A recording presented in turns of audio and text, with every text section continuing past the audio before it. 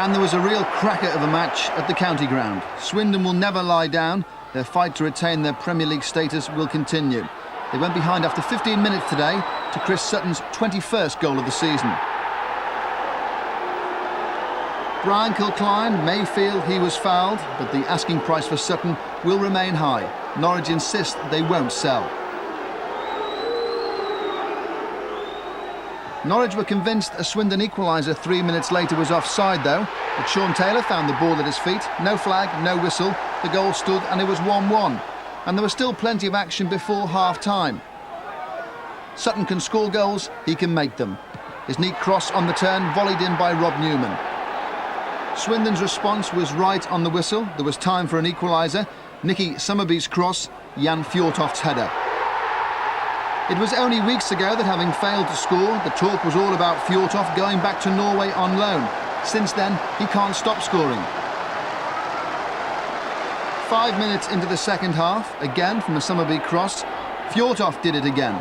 Facing the wrong way, he was still able to supply the perfectly angled header. 3-2 for Swindon, and the Norwegians' record now reads 7 goals in 5 games. He can kiss the fjords goodbye for a while.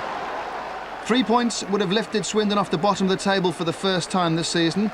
As their fans waited for the moment, they had to reorganise. Goalkeeper John Sheffield had to go off injured. Nicky Hammond had to quickly warm up. He made an early save from Fjortoft again, who could only push Ian Crook's brilliant chip onto the bar. Goss pounced, there were 7 minutes left, and the scores were level again. Crook had measured the chip to absolute perfection, to the centimetre, and it was Goss who was alert to the rebound. Norwich's impressive away record wasn't damaged too much. 6 goals, still time for drama. Moncur, Crook and Goss, centre stage in the centre circle. It was infectious. Suddenly there were 20-odd players involved. Plenty of pushing and shoving and much worse. But who would get carded to pay the penalty? Surprisingly, referee Roger Gifford took a lenient view. Jeremy Goss, for one, would be relieved, having shouldered the responsibility of letting Moncur know exactly what he thought of him. The referee kept his cards close to his chest, but there were 6 goals to enjoy. Now, the league position, the win today for Blackburn has come